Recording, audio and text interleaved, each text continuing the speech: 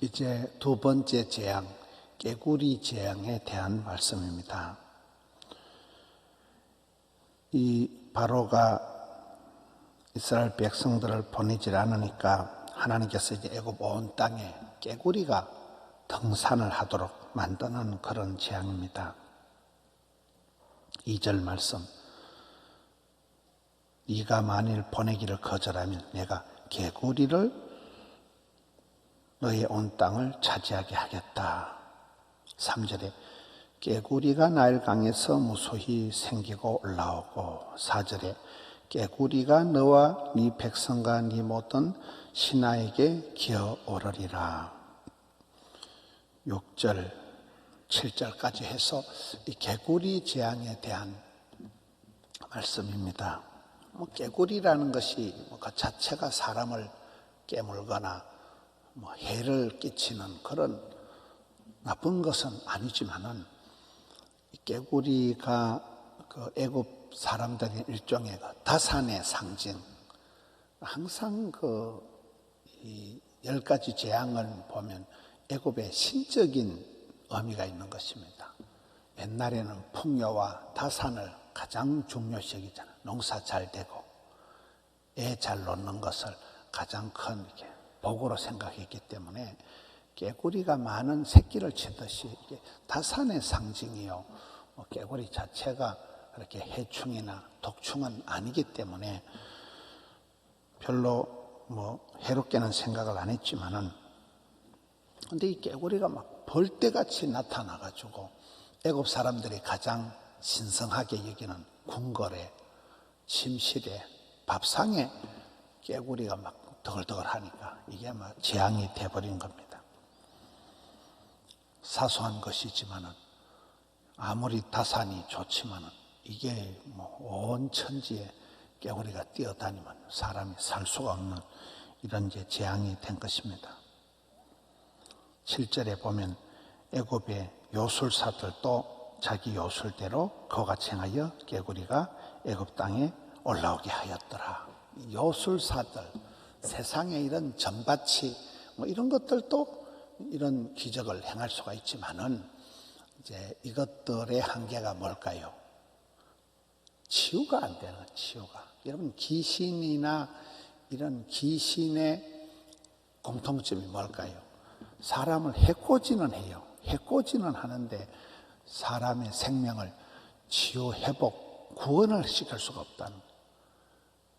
애굽의 요술사들이 깨구리를 올라오게는 하지만은 근본적인 해결은 못한다는 거예요. 귀신들은 사람을 해코지는 하지만은 사람을, 생명을 구원하는 역할은 절대로 못하는 이런 한계가 있는 것이죠. 그러니 바로가 힘들어서 모세에게 요청을 하는 게 8절 말씀입니다. 바로가 모세 아론을 불러서 여호와께 기도해가지고 나와 내 백성에서 깨구리를 떠나게 하라. 이 바로가 이제 아는 거예요. 이거는 하나님만이 이 문제를 해결할 수 있다는 것을 이제 눈치로 알고는 바로가 모세와 아론을 불러가지고 이제는 이걸 하나님께 기도해서 멈추어 달라. 이 깨구리 재앙을 그치게 할 수 있는 분은 하나님밖에 없으니까 하나님께 좀 부탁해서 기도해서 멈추어 달라고 모세에게 기도 부탁을 합니다. 12절에 보면 이제 이 모세가 깨구리가 이제 멈춰지도록 하나님께 기도를 하는 아주 좀 아이러니한 말씀이잖아요. 원수를 위해서 기도하는, 원수 대적을 위해서 여기서 모세가 친절하게 그 앞쪽에 보면 언제 그럼 기도할까요?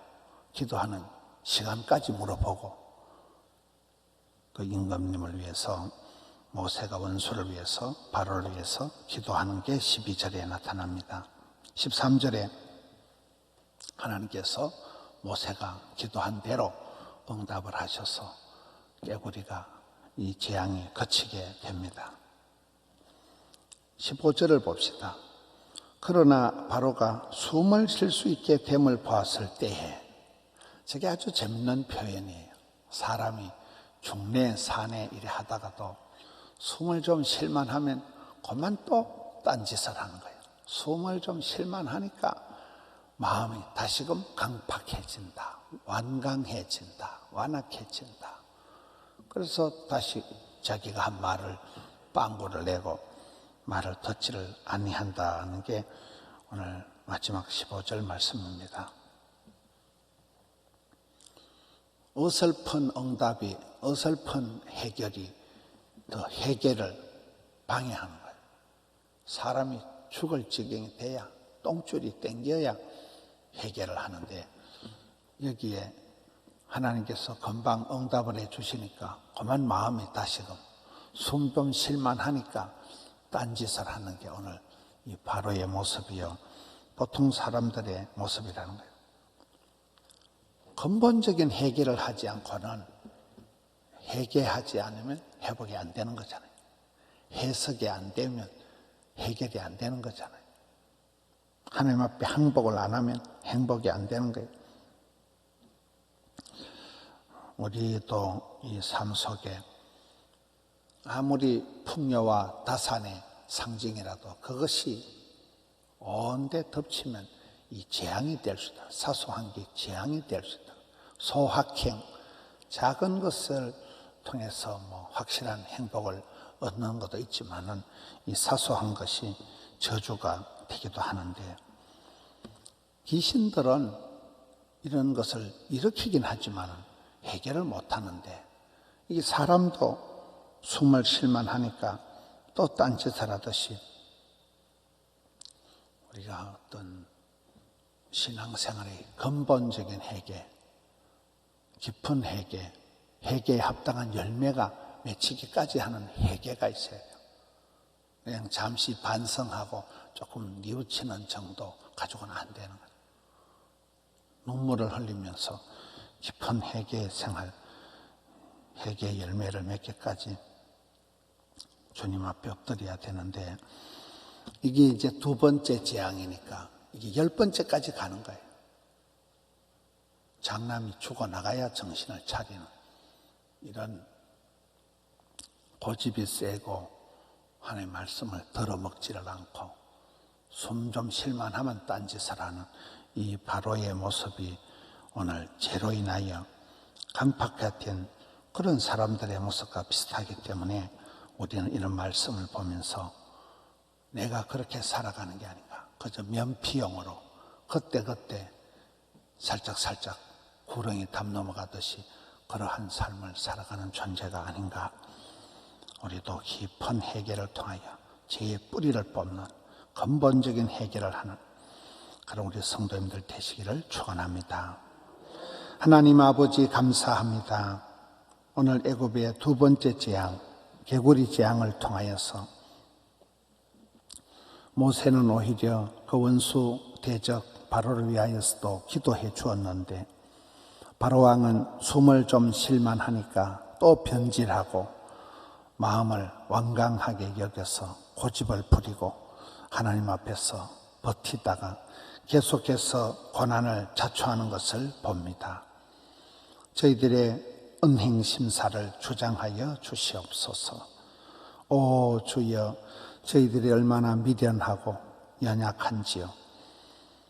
주님, 저희들을 불쌍히 여겨 주셔서 새벽을 깨우며 주님 앞에 나와서 오늘 또 회개하며 또 새로운 것으로 성령 충만해지는 저들 되게 하여 주시옵소서. 회개에 합당한 열매에 이르기까지 주님 앞에 엎드려서 자복하고 토로하는 이 한 시간 삼아 주시옵소서. 이 나라 이 땅을 불쌍히 여겨 주옵시고, 기도하는 성도님들의 가정과 심령과 자녀들에게, 가족들에게 은총을 베풀어 주시옵소서. 주님의 은혜가 아니곤 저희들이 살 수가 없사오니 만 가지가 주님의 은혜입니다. 오늘 또 종일토록 붙들어 주시옵소서. 올려드린 정성을 향기로운 아침 예물로 흠향하여 주옵시고, 주여 은총 베풀어 주시옵소서. 감사를 드려올 때 예수님 이름으로 기도하옵나이다. 아멘.